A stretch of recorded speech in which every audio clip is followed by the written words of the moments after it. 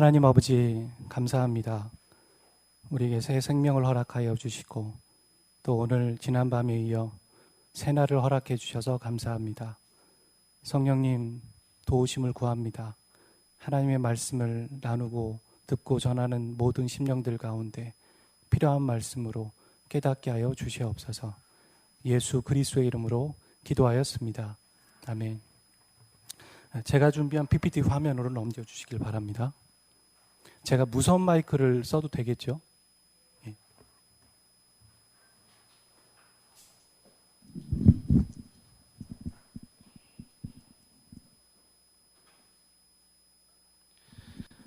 제가 이 말씀을 준비하게 된 계기는 아까도 이교우 형제님께서 나오셔서 광고하셨지만 대표 목사님 청빙을 준비하면서 우리가 준비해야 될 것이 분명히 있다라는 생각들을 해보게 되었습니다. 오래전부터 생각하면서 목회자로서 말씀을 전하는 자로서 또 같이 섬기고 도와야 될 부분이 있지 않을까라는 생각에서 말씀을 이번 주와 다음 주로 이어서 준비해서 나누고자 합니다. 그러니까 20주년을 맞이하는 새누리 그리고 청빙을 준비하는 새누리가 과연 무엇을 준비해야 될까? 그 첫 시간은 우리의 모토이며 기본 핵심이 되어지는 이 교회가 개척되어졌던 말씀이었던 누가복음 15장을 다시 한번 오늘의 시대의 본문으로 우리가 적용하고 어떻게 살아갈 것인가 나누는 것이라 생각을 합니다. 본문을 들어가기 전에 제가 재밌는지 모르겠지만 재밌는 이야기를 해드리겠습니다. 아파트 14층에서 6인 가족이 실수를 해서 떨어졌다고 합니다. 그런데 뉴스에 나왔어요. 그들이 모두 살았다라는 것이죠. 14층에서. 어떻게 살았나 봤더니 아버지는 기러기 아빠였고 어머니는 새엄마였습니다. 첫째 아들은 왜 죽지 않았나 봤더니 날라리였고 둘째 아들은 제비족이었습니다. 셋째 아들은 덜 떨어진 애였고 넷째 아들은 비행 청소년이었습니다. 예. 이 성경에 보면 비행 청소년과 같은 사람이 한 명 나오는데 그 사람이 탕자입니다. 오늘 여러분과 함께 탕자의 이야기를 할 것인데 돌아온 탕자의 비유, 이 말씀은 누구에게 하시는 말씀일까요? 이 말씀을 이야기하기 전에 이 대화가 탕자의 비유가 나오기 전에 어떤 상황들이 있었는지 살펴보는 게 순서이라 생각합니다. 누가복음 15장 1절과 2절과 3절에 보면 바리새인과 서기관과 예수님이 어찌 보면 다투고 언쟁하는 장면이 나오고 있습니다. 이 바리새인들은 예수님을 뭐라고 얘기했냐면 그 당시 종교 지도자들은 뭐라고 얘기했냐면 예수님에 대해서 딱 두 가지로 정리를 했어요. 저 사람은 먹기 좋아하는 사람이고 포도주를 즐기는 사람이다. 두 번째는 세리와 죄인의 친구다라는 얘기죠. 이게 그냥 설명이 아니라 한마디로 두 가지가 바로 욕이었습니다. 욕. 그러니까 먹기를 좋아하고 포도주를 즐긴다라는 말은요. 그러니까 히브리어로 먹보이고 술꾼이다라는 말인데 이것은 우리 시대의 말로 하면 싹수가 노랗구나. 그러니까 싸가지가 없네. 이런 말이었어요. 그리고 그들의 말로 다시 한번 바꾸면 율법으로 통제되지 않는 사람이다. 저 사람은 이런 얘기였죠. 그러니까 율법을 지키지 않는 사람, 그런 사람인 거죠. 두 번째로 세리와 죄인이라는 얘기는요.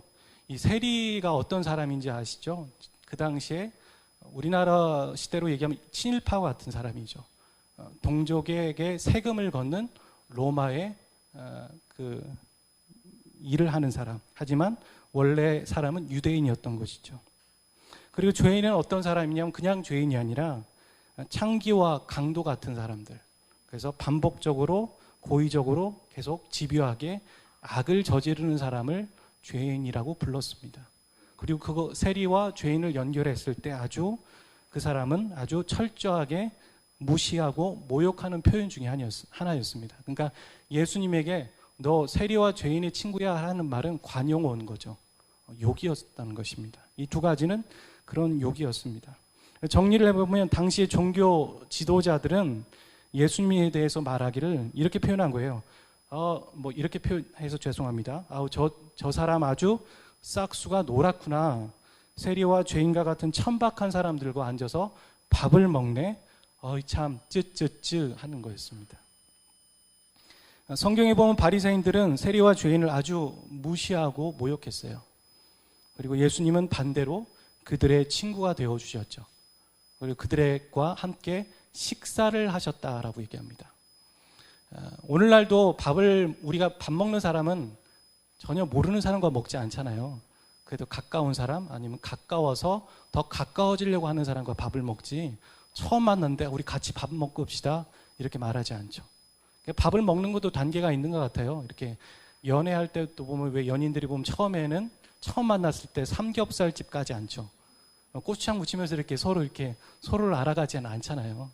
시간이 지나면서 곱창집도 가고 순대국밥집도 가게 되는 것이죠. 우리 시대에도 이게 정을 나누고 마음을 나누는 거였다면, 근데 그 당시에는 더 깊은 얘기가 있어요. 내가 너와 밥을 먹는다라는 얘기는요, 내가 너를 명예롭게 한다, 화해한다, 용서한다, 그런 얘기가 있는 것이죠. 그러니까 우리가 성찬식을 할 때 함께 떡을 나누고 잔을 나눈 이유는 무엇이겠습니까? 그냥 같이 먹는 게 아니라 예수님은 제자들과 함께 용서의 의미, 화해의 의미, 한 가족이라는 의미, 명예의 의미, 그런 것들을 다 내포하셔서 그런 예식을 한 거고 우리에게 그것을 하라고 말씀하신 것이죠. 그러니까 예수님은 자신의 명예가 실추되면서 세리와 죄인들의 명예를 올려주신 거예요, 한마디로. 그러니까 예수님은 저와 여러분에게도 그렇게 하신 거죠. 우리의 생명을 살리기 위해 어떻게 하셨습니까? 자신의 생명을 던지신 거죠. 우리의 명예를 회복하기 위해 자신의 명예를 실추시키셨어요. 우리 시대의 이 십자가는요, 고난이 상징이잖아요. 십자가 하면 고난, 그게 먼저 생각나지 않습니까? 근데 1세기 유대인들에게 십자가는 뭐였냐면 명예예요, 명예. 그러니까 수치죠, 모욕. 그게 더 컸어요. 그러니까 1세기 유대인들에게는 생명과 명예 중에 뭘 선택할래 하면 우리는 뭘 선택하겠습니까? 당연히 생명이죠. 하지만 1세기 유대인들에게는 명예였습니다. 그러니까 1세기 유대인들의 십자가를 바라보며 무엇을 봤냐면 수치와 모욕을 당하는 사람을 본 거예요. 예수님 한마디로 수치와 모욕을 당하면서 우리의 명예를 회복시켜 주신 거죠. 우리의 신분을 바꾸기 위해서 그분은 어떻게 하셨습니까? 자신의 신분을 내리신 거죠. 이게 바로 예수님의 십자가의 사랑이고 저와 여러분을 향한 하나님의 사랑입니다. 할렐루야. 자, 그렇다면 이 바리새인들은 왜 이렇게 죽으라고 세리와 죄인들을 미워했을까요? 한마디로 세리와 죄인들은 이 정결법을 지키지 않은 거예요. 그러니까 세리와 죄인을 미워한 바리새인들은요, 그냥 성경에 나오는 밉고 무식하고 모함받을 만한 그런 사람들이 아니었습니다. 이 시기를 좀 거슬러 올라가서 BC 6세기로 넘어가는데 바벨론 포로에서 돌아온 이스라엘 백성들의 마음들 가운데 어떤 마음이 있냐면 포로 생활을 오래 하다가 돌아왔으니까 회개가 있는 거예요. 우리가 왜 이랬는지를 뉘우치는 거죠. 그러면서 자각하고 회개하며 우리가 절대로 하나님을 떠나지 않아야겠다는 그런 마음들이 있는 거예요. 그렇게 시간이 지나면서 이제 4세기가 BC 4세기가 됐을 때 헬레니즘 문화가 이 유대인들을 강타합니다. 문화가 강타했다는 건 결국에는 종교와 모든 우상들이 강타했다는 거죠. 그랬을 때 그 강타하는 그 거센 바람을 이겨냈던 사람들이 있었어요. 우리 다시 유대교의 정신, 말씀으로 돌아가자, 율법으로 돌아가자. 그리고 또 AD 1세기에 뭐가 있었습니까? 유대인들을 병합하는 로마 제국이 있었던 거죠. 어찌 보면 유대인들이 로마 제국 안에 속국처럼 되어 있었던 것이죠. 그때도 이 신앙과 율법을 지키려고 했던 사람, 그들이 바로 바리새인이었습니다. 그러니까 그들은 나쁜 사람이 아니었어요. 그리고 그들이 이 외부의 문화와 유상과 이겨내는 방법 중에 하나로 생각하는 것은 정결법이었습니다. 구별하는 거. 우리가 저 사람과 다른 모습들을 보이는 거. 그래서 정결법이 나오고 있는 것이죠. 이 정결법을 지키지 않는 사람들이 죄인과 또한 세리였던 것이죠. 그들의 모습은 충분한 명분이 있었고요. 용기 있는 결단이었습니다. 이에 반해서 예수님의 모습은 어떻겠습니까? 사회적인 일탈자였죠. 그래서 그렇게 보인 겁니다.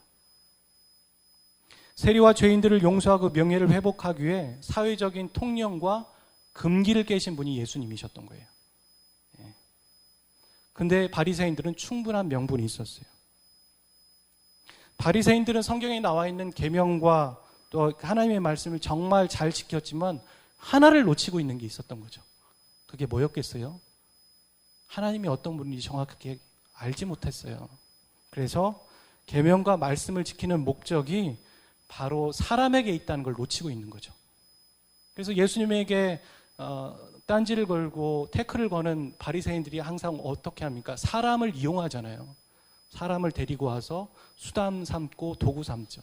하지만 예수님은 그때마다 어떻게 하십니까? 그 사람을 존중하시죠. 그 사람을 용서하시고 사랑하시죠.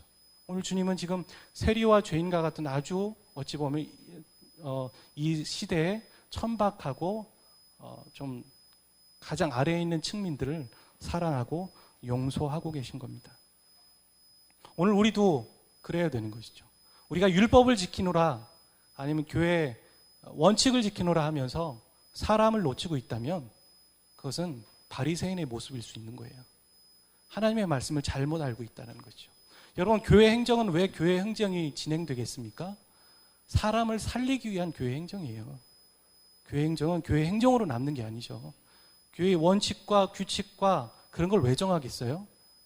우리를 보호하기 위해서요? 사람을 살리기 위해서 그것이 있는 것이죠.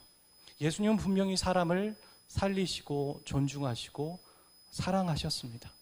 하지만 바리새인들은 율법을 지키노라 하면서 사람에게 관심 없는 자들이었어요. 오늘 우리는 돌아온 탕자의 비유 얘기할 때 이것을 누구에게 예수님께서 말씀하셨느냐? 결국에는 바리새인과 서기관들에게 말씀하신 비유이죠.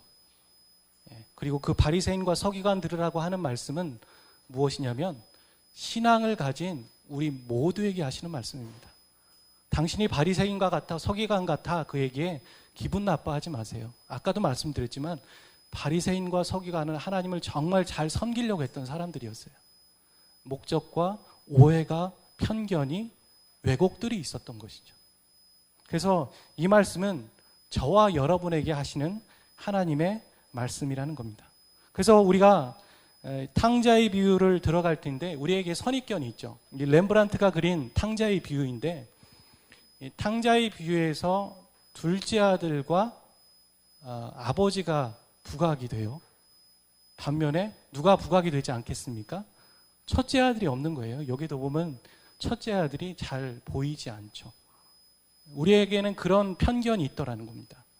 돌아온 탕자, 돌아온 양, 잃어버린 동전.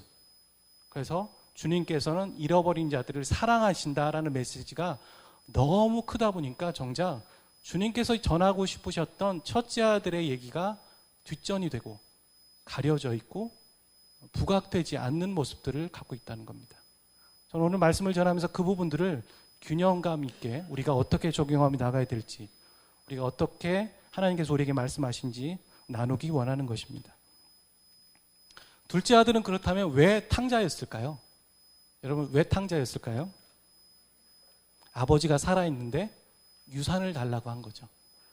최근에 지금 나오는 기사들 중에 뭐가 있냐면 롯데 기업의 경영권 분쟁이 있습니다. 그렇죠? 텔레비전을 틀 때마다 뉴스를 볼 때마다 그 얘기는 꼭 나오고 있죠. 왜 그럴까요? 아버지가 살아있는데 아버지와 아들 간에 아니면 자식과 자식 간에 경영권 분쟁, 유산 달라고 하는 그 장면들을 보면서 사람들은 큰 이슈로 삼고 있는 것이죠. 오늘의 시대도요, 그런 일들은 흔하지 않아요. 살아있는 아버지에게 저 유산 주세요. 그 얘기는 무슨 얘기겠어요? 아버지가 좀 죽었으면 좋겠어요. 그 얘기랑 똑같은 얘기죠.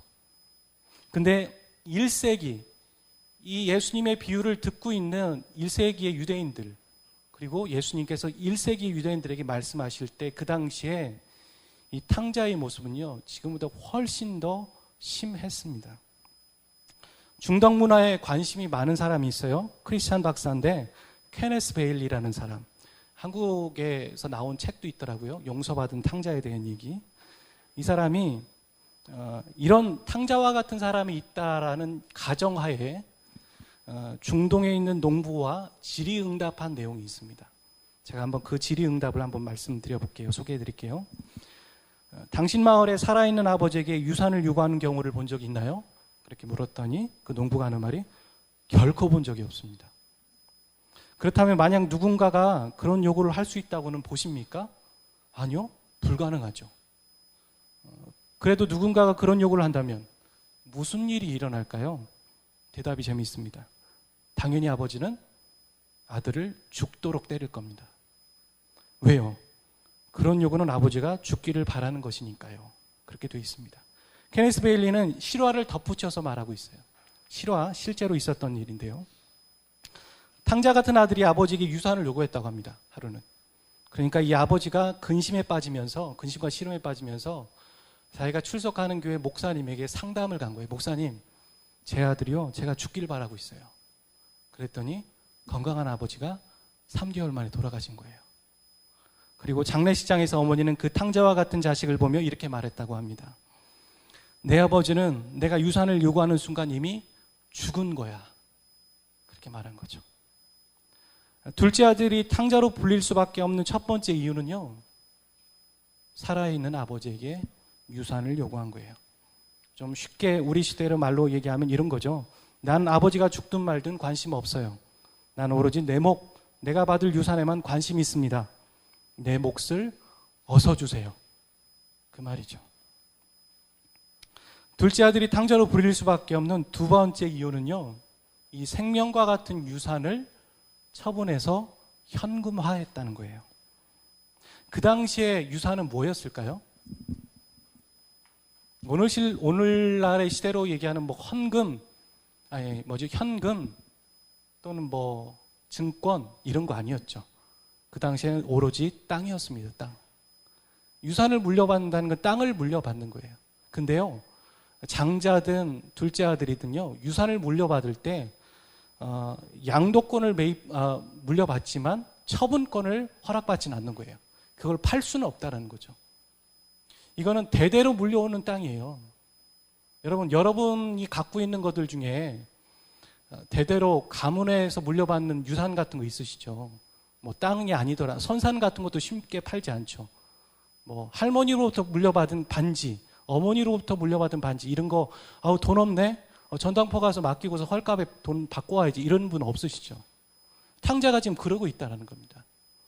상식적으로 이해 안 되는 일들을 1세기 유대인들이 이해 안 되는 일을 탕자는 지금 하고 있는 거예요. 그리고 현금화했다. 여러분, 땅을 쉽게 팔 수 있으세요? 아파트 매매 이거 쉽게 되시나요? 안 되시죠? 여러분, 여기 있는 분들 중에도 원래 집이 있으신데 그게 잘 안 팔려서 전세로 살고 계신 분도 있으시잖아요. 그런 것처럼 땅을 쉽게 파는 건 쉽지 않습니다. 그런데 탕자가 땅을 쉽게 팔아서 현금화했다. 이건 분명히 거의 100% 전당포에 맡긴 거예요.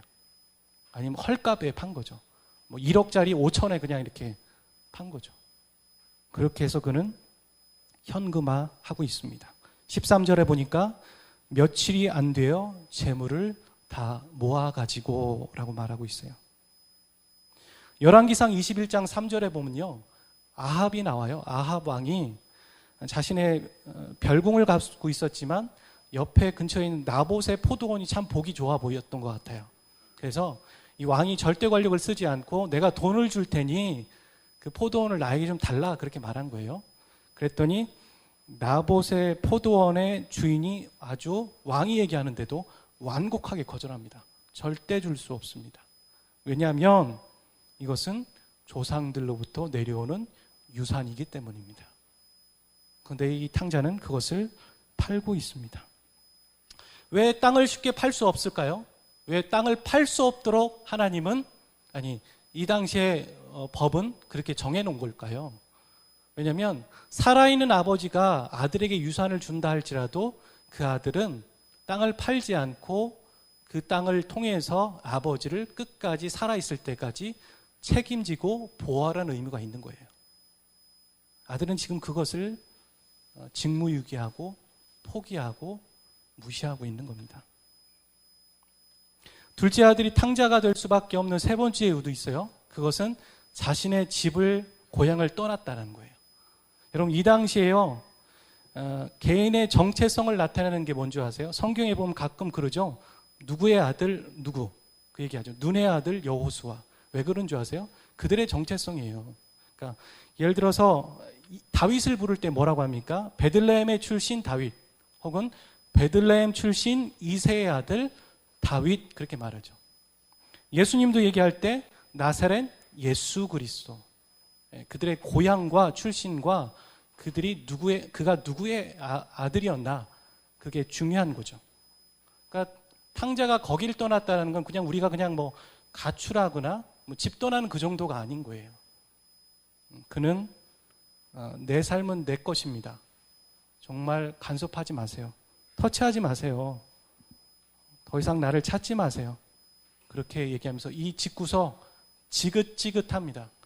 떠나겠어요. 그리고 뒤도 안 돌아보고 돈을 가지고 떠나고 있습니다. 여러분, 이 둘째 아들 탕자로 불리기에 충분하지 않습니까? 이 둘째 아들과 같은 자식이 우리 자녀라면 여러분 어떠시겠어요? 아직 아이를 갖지 않으셨다면, 그 아이가 이런 아이가 나온다면 어떠시겠어요? 여러분이 그런 자녀를 둔 부모라면 정말 가슴이 아프지 않겠습니까? 며칠 전 제가 뷔페를 간 적이 있었습니다. 거기서 식사하는데 한 모녀가 식사를 하러 오셨더라고요. 나이 많이 드신 할머니, 또 지긋한 딸. 나이 든 어머니였는데 몸이 좀 불편해 보이셨어요. 마른 체구의 어머니가 사람들이 많은 곳에서 딸에게 혼나고 있는 장면이었습니다. 이야기인즉슨 어머니가 음식을 담다가 뜨거운 국물에 화상을 입을 뻔하신 거예요. 그러니까 뷔페는 또 뷔페에 에티켓이 조금 있잖아요. 우리는 뭐 당연하다고 생각하지만 뷔페를 처음 가는 사람은 그게 에티켓이 있다는 걸 알게 되죠. 어머니는 그걸 모르고 계셨던 거예요. 제가 봤을 때 딸은 어머니를 사랑하고 아끼는 마음으로 표현했었어요, 분명히. 하지만 저와 다른 사람들이 봤던 어머니와 딸의 모습은 이랬습니다. 많은 사람들이 있는 곳에서 소리를 쳤고요. 무안을 주었고,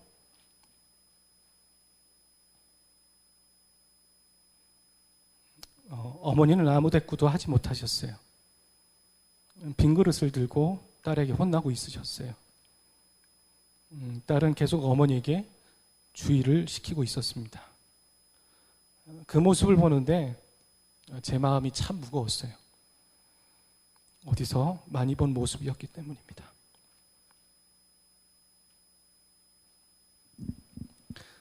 그게 제가 저희 어머니에게 했던 모습이었기 때문입니다. 그게 잘못인지 모르고 지나치면서 행동했는데요. 제가 잘못했던 것을 누군가 하는 것을 보았을 때, 제가 거울로 보았을 때 제가 숙연해지더라고요. 오늘 탕자의 모습은요, 바로 저와 여러분의 모습이에요. 저와 여러분이 방법은 달랐는지 모르지만, 모습은 달랐는지 모르지만 그 중심에는 하나님 없이 살고 싶습니다. 하나님 저리 가세요. 좀 터치하지 마세요. 그렇게 하며 하나님께 수치를 주고 모욕을 하며 우리는 하나님을 떠났던 사람들이라는 것이죠. 그게 저와 여러분의 모습이었어요. 그렇다면 이 탕자를 둔 아버지는 어떤 반응을 보이는 게 정상적인 반응이었을까요? 한번 생각해 보셨습니까? 아버지가 탕자에게 유산을 나눠주는 것처럼 그렇게 나눠주는 게 아버지의 정상적인 모습이었을까요? 우리는 지금 1세기 유대인들의 문화를 보고 있는 겁니다. 예수님께서 1세기 유대인들에게 이 비유를 드셨을 때 1세기 그 청중들이 들으며 기대했던 반응들이 있는 거예요. 저런 호레자식, 저런 싸가지 없는 자식, 그러면 아버지는 이래야지 하는 당연한 게 있다라는 것이죠. 그게 뭐냐면 돌로 쳐 죽이는 거예요. 신명기 21장 18절과 21절은 분명히 그렇게 말하고 있어요. 돌로 쳐 죽이는 거. 그 다음에 캣짜짜 의식이라는 겁니다. 이것은 유대인의 성서 주석인 미드라쉬에 나와요. 미드라시. 여기서요, 이런 아들이 있다면 그 아들은 죽은 거로 쳐라. 그리고 장례식 해라. 이 장례식 의식이 캣자자예요. 끊어버리다. 그거거든요. 그러니까 마을과 친족 공동체에 살고 있었어요, 탕자는. 우리는 지금 핵가족이지만요, 시골만 가도 왜 제가 유시인데 유시 집안이 몰려있는 마을들이 있어요. 신탄진에 가면. 신탄진 넘어서 충북의 노산에 가보면요, 유시만 몰려 사는 집이죠. 그런 것처럼 그 당시엔 더 그랬죠. 혈연, 가족, 공동체. 이 아들은요, 아버지에게 수치와 모욕을 준 게 아니에요. 이 아들은 가문의 수치와 모욕을 줬어요. 그리고 이 아들은 마을의 수치와 모욕을 준 거예요. 마을 사람들과 모든 사람, 아버지는 품을 수 있을지 모르지만요, 마을의 모든 사람들은 이 아들을 죽여도 무관해요. 법에 저촉을 받지 않아요. 당연한 일인 거예요. 그리고 그 당시에 아버지는요, 가부장적이었어요. 우리 조선시대만 봐도 아시죠? 아버지의 권한 어마어마하지 않습니까? 그리고 이 당시에 유대인들을 봐도요, 우리가 유대인들의 수를 셀 때 죄송합니다, 여자들은 빼죠. 그렇죠? 아이들도 빼고 누구를 셉니까? 장인, 장년, 남자들만 세고 있는 것이죠. 그랬다라는 얘기입니다. 요즘에 남아있죠, 아직도요, 이 의식이. 뭐예요? 명예살인. 중동의 이슬람에 보면 명예살인이 있잖아요. 딸이 크리스찬이에요. 이슬람 사람인데 몰래 예수님을 믿고 있었어요. 실제로 그런 일들 많죠. 예수님을 믿고 있었는데 아버지가 그걸 발견한 거예요. 숨겨놨던 성경책을 발견하고, 얘가 크리스찬이구나. 그럼 그 다음에 어떻게 하면 그 다음 절차는 아버지가 딸을 마을 중간으로 끌고 나옵니다. 그리고 딸을 묶습니다. 그리고 자기 손에 돌을 듭니다. 그리고 그 주위에는 가족들이 있어요. 아무런 꺼리낌 없이 돌을 들고 그 딸을 돌로 쳐서 죽이는 거죠. 그게 뭡니까? 명예살인이죠. 아버지는 조금도 미안한 기색이 없습니다. 왜요? 그들은 생명보다 명예를 더 중요시하기 때문이에요. 그래서 그건 당연한 거예요. 이슬람에 보면 5가지 기둥이 있죠. 5번째 기둥이 뭐냐면 성전이에요. 거룩한 전쟁. 그래서 이슬람 사람들이 알라를 위하여 하면서 자살 폭탄을 하죠. 왜 그러겠습니까? 그들은 생명보다 명예를 소중하게 여기기 때문입니다. 아버지는 탕자와 같은 자를 충분히 죽일 수 있었어요. 법적으로. 아무도 뭐라고 할 수 없었고 캣자자 의식을 거행도 했을 것입니다. 그러나 아버지는 무엇을 지금 하고 계십니까? 오히려 살림을 나눠주었다라고 말해요. 이 이야기를 들을 때 우리는 그렇지, 아버지니까 라고 생각하시죠? 1세기 유대인들은요, 이 비유를 듣는, 예수님의 비유를 듣는 1세기 유대인들은 경악을 금치 못했다고요. 어떻게 그럴 수 있어? 저런 자식 죽여야 마땅한데 쳐다보지도 않아도 어떻게 뭐가 이쁘다고 살림을 나눠줘? 성경에 나오는 이 살림이라는 단어요, 자기의 살림을 나눠줬다는 얘기는요, 헬라어의 생명이에요. 생명. 아버지는 지금 살림을 나눠주는 게 아니라 생명을 나눠주고 있는 거예요. 아버지에게 있어서 마지막 유산은 자기의 살림이 아니죠. 저희 어머님도 저에게 가끔 그런 얘기 하시거든요. 이 생명과 같은 돈. 근데 제가 이 말씀을 묵상하면서 그 얘기가 더 가슴 깊게 와닿았어요. 아, 어머니에게 돈은 생명이구나. 아버지에게 유산은, 땅은 생명이에요. 그 생명을 아들에게 지금 주고 있는 거죠. 여러분 이해가 되십니까? 절대 권력을 가지고 횡포를 부려도 아무 문제가 없는데 그 권력을 절제하며 하지 않고 오히려 그 아들을 용서하는 아버지. 터툴리안이라는 사람은요, 이런 얘기를 했어요.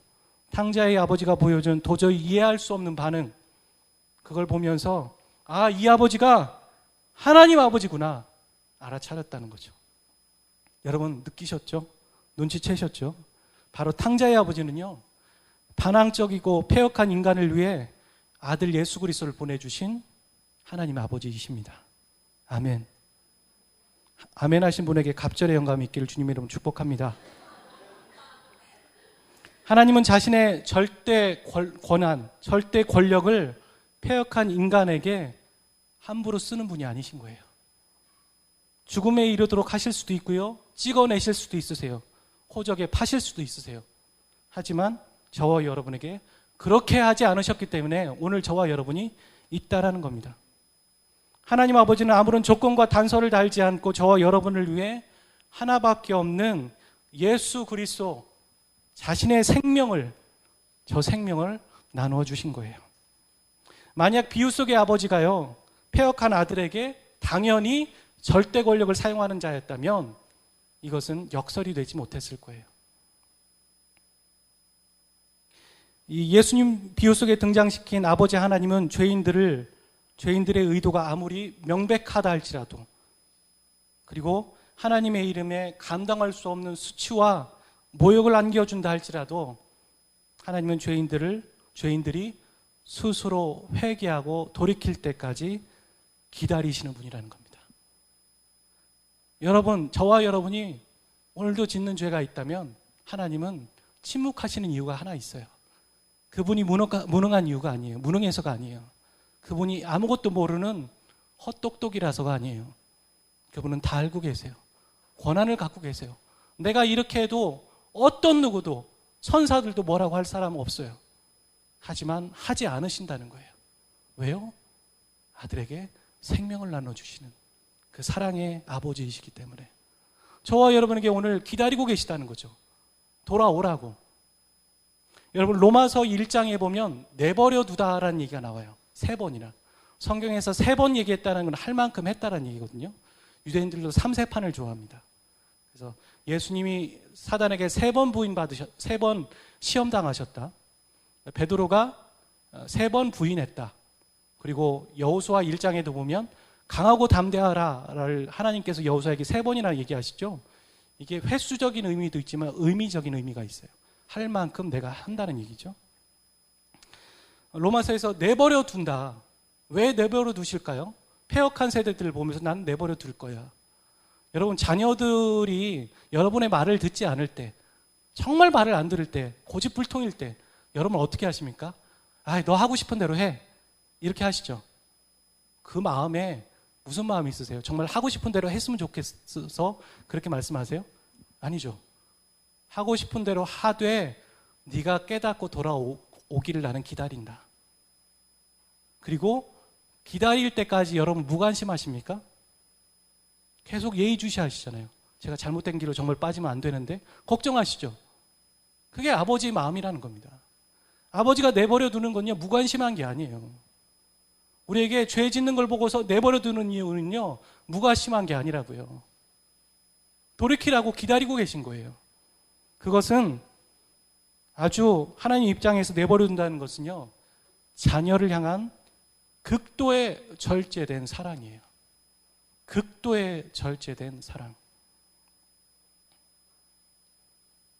하나님의 이런 사랑을 어떻게 인간의 언어로 다 표현할 수 있겠습니까? 인간의 뇌 구조와 생각으로 다 담을 수 있겠습니까? 우리가 어떻게 바다를 품을 수 있겠어요?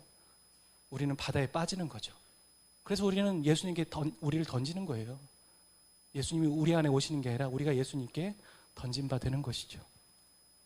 빌립보서 2장 6절에서 8절에 이런 말씀이 있습니다. 그는 근본 하나님의 본체시나 하나님과 동등됨을 취할 것으로 여기지 아니하시고 오히려 자기를 비워 종의 형체를 가지사 사람들같이 되셨고 사람의 모양으로 나타나사 자기를 낮추시고 죽기까지 복종하셨으니 곧 십자가에서 죽으심이라. 저도 답답해요.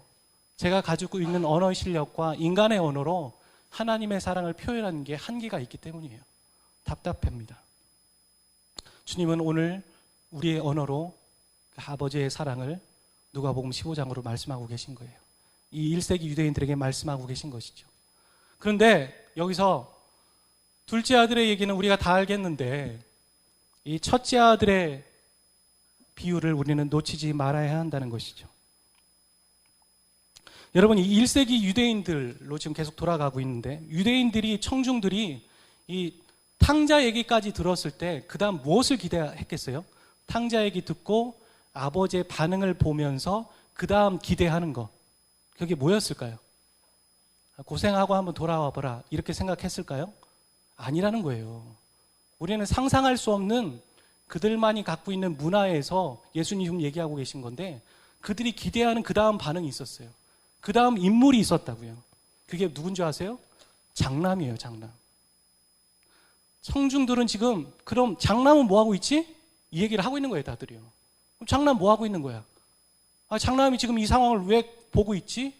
라고 하고 있는 거죠. 그런데 예수님은 결코 장남의 얘기를 하지 않고 있어요. 왜 장남이 안 나오지? 그 당시에 장남의 역할은요, 아버지를 대신하는 거예요. 대행하는 거라고요.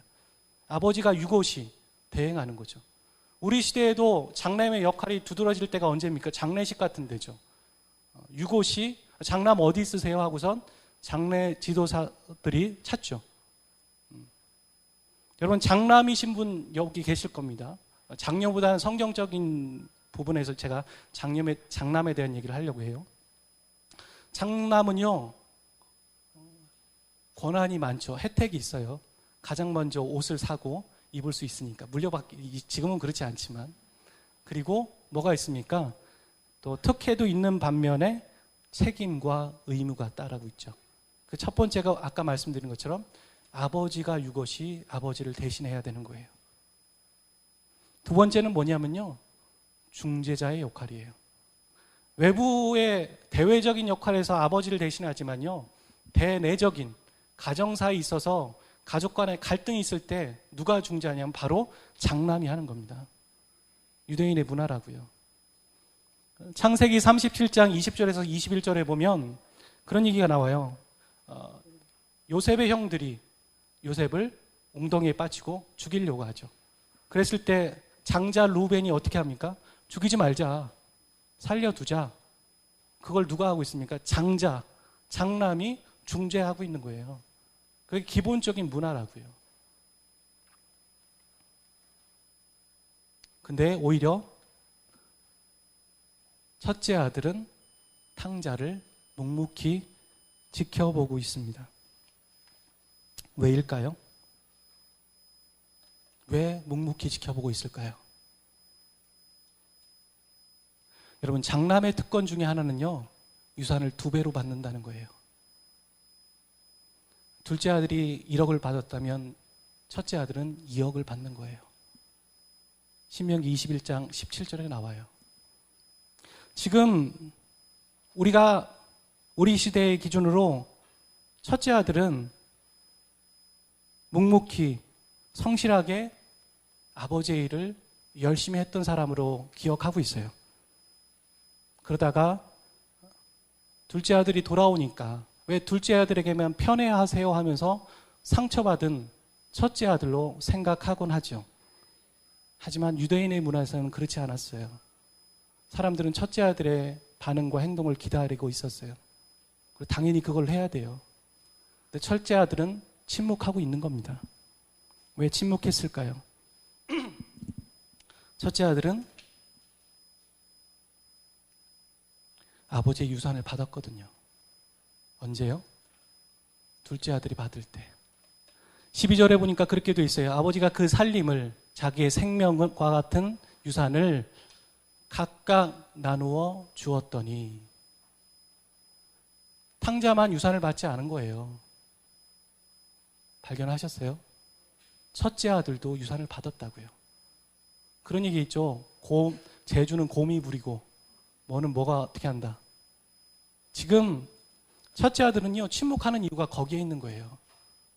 자기도 그것을 받고 싶은 거예요. 나는 아버지에게 관심이 없어요. 나는 아버지의 유산만 바라보고 있어요. 근데 둘째 아들이 나서고 있으니까 가만히 있다 얻어 걸리는 거죠. 첫째 아들의 침묵은요, 무서워요. 그리고 심지어 섬뜩하기까지 합니다. 반전의 반전인 거죠, 이 영화는. 첫째 아들은 침묵으로 여기서 웃으실 거라고 생각하지 않았는데, 네, 이런 코드를 좋아하시는군요. 첫째 아들은 침묵으로 묵묵히 자신의 몫을 뻔뻔하게 요구하고 있는 거예요. 그리고 탕자가 돌아올 때 첫째 아들은 드디어 본색을 드러내고 있습니다. 먼저 그는 연회장에 들어가지 않았어요. 기분 나빴죠. 그리고 아버지가 나와서 얘야 들어와라. 너의 동생이 왔지 않니? 라고 얘기할 때 첫째 아들은 뭐라고 얘기합니까? 30절에 보면요. 이 아들이라는 표현이 나와요. 30절에. 이 아들. 이게 무슨 표현이냐면요. 당신의 아들이라는 뜻이에요. 그러니까 지금 첫째 아들의 마음에는 동생이 동생으로 인정되지 않는 거예요. 기본적으로 동생에 대한 적개심이 있었다고요. 그리고 이 동생에 대한 적개심은 어디로 넘어가겠습니까? 아버지에 대한 적개심으로 이어지고 있습니다. 기본적으로 첫째 아들은 아버지에 대한 적개심을 갖고 있었던 거예요. 29절을 한번 보시겠어요? 29절에 보면 한국어 성경에는 나오지 않는 헬라어 성경에만 나오는 단어가 하나 나옵니다. 그 단어가 뭐냐면 이두라는 단어예요. 이두. 이 단어의 뜻은 여보세요, 저기요, 보세요 이 말입니다. 여러분, 아버지에게 우리가 이렇게 말합니까? 저기요, 어이 김씨 그렇게 말하세요? 첫째 아들은 지금 그런 단어로 아버지와 대화하고 있는 거예요. 그래서 첫째 아들은 아버지에 대한 적개심을 드디어 드러내고 있습니다. 그리고 첫째 아들은 여러 해 동안 아버지를 섬기는 것이 아니라 아들로 섬긴 게 아니라 자기는 종으로 섬겼다라고 얘기해요. 아버지는 첫째 아들을 종으로 섬기라고 한 적이 없어요. 근데 마지못해서 하고 있는 거죠. 어찌 보면 둘째 아들이 용기 있는 거예요. 저 유산 주세요. 저 나가게. 첫째 아들은 용기 없이 끝끝이 버티면서 악을 물고 있었던 거예요. 첫째 아들은 겉으로 보기에는 종교라는 가면을 쓰고 있습니다. 그 안에 탕자보다 더 섬뜩하고 무서운 내면과 마음을 가진 사람이에요. 저는 요즘 보면서 그걸 느껴요. 종교를 가진 사람이 더 무섭구나. 종교 같지 않은 사람보다 종교라는 포장과 종교라는 명분 때문에 사람이 더 무서워지는구나. 그런 생각을 해보게 됩니다. 결론적으로 누가복음 15장에는요. 두 종류의 탕자가 존재해요. 그리고 그 두 탕자는 모두 하나님의 은혜와 긍휼하심이 필요한 사람들입니다. 둘째 아들과 같은 사람은 하나님의 참된 성품을 오해하기 때문에 애시당초 그분으로부터 멀리 떨어지려고 해요. 자기의 뜻과 계획들을 망칠 것 같고 막는 하나님으로 오해하고 있는 것이죠. 다른 한편의 부리 속에 속한 적지 않은 사람이 또 있어요. 그것은 첫째 아들이에요. 신앙이라는 이름 하에 그분의 인정을 받으려고 노력하지만 첫째 아들도 그분의 커다란 사랑을 오해하고 있어요. 이들은 유형만 다를 뿐이지 모두 하나님의 은혜와 긍휼이 필요한 탕자들입니다. 우리는 돌아온 탕자입니까? 우리는 금세 첫째 아들이 되어서 내가 예전에 탕자였지라면서 기억만 되새기고 있습니다. 우리는 여전히 돌아왔지만 탕자입니다. 우리 모두는 하나님의 긍휼과 사랑이 필요한 자들입니다. 새누리는요, 착한 양, 착한 목자로 살고 싶은 탕자일 뿐이에요. 우리는 솔직히 착한 양, 착한 목자가 될 수 없어요. 그것은 하나님 앞에 교만이에요. 그렇게 살기로 결정하는 것 뿐이지 될 수 없다고요. 우리는 탕자라는 걸 기억해야 돼요. 돌아온 탕자가 아니에요. 우리는 첫째 아들이에요. 종교라는 포장과 미명 아래, 명분 아래 그럴싸하게 아버지 옆에서 버티고 있는 탕자일지 모릅니다. 사랑하는 저와 여러분, 부디 20주년을 맞이하며, 저는 20주년을 맞이하며 하나님께서 이렇게 인도하셨지, 우리가 이런 일을 잘했지, 그런 얘기 안 했으면 좋겠어요. 오히려 더 겸손하게 다른 교회가 하지 않는 그런 겸손한 모습으로 조촐할 수도 있지만 그렇게 하나님 앞에서 정직하게 20주년을 맞이하면 좋겠어요. 아멘. 청빙을 준비하며 우리가 준비해야 될 건요, 목사님이 오시면 뭔가 바뀌겠지. 바뀌죠. 근데 목사님은 슈퍼스타가 아닙니다. 목사님은 예수님이 아니에요. 목사님도 인간이시라고요. 우리가 준비해야 될 게 분명히 있다고요. 그것은 목사님의 사택을 준비하는 게 아니에요. 그것도 준비하지만 우리 모두가 준비할 게 있어요. 사택은 관리위원회에서 준비하고 몇몇 분이 준비하시면 되잖아요. 우리가 모두 준비해야 될 게 있다고요. 그건 우리의 마음을 준비하는 거고요. 우리의 영적인 것을 준비하는 겁니다. 우리는 높아져 있지 않습니까? 우리는 착한 양 착한 목자입니다. 나는 돌아왔으니까 됐습니다. 나는 아버지의 마음을 잘 알고 있습니다. 아닙니다. 저를 비롯해 우리 모두는요, 아버지의 마음을 오해하고 있습니다. 우리는 돌아왔지만 탕자일 뿐입니다. 우리는 착한 양 착한 목자로 살고 싶은 그냥 탕자일 뿐입니다. 여러분, 이것을 기억하시고 이런 삶을 견지하시는 우리 모두가 되시길 주님의 이름으로 축복합니다.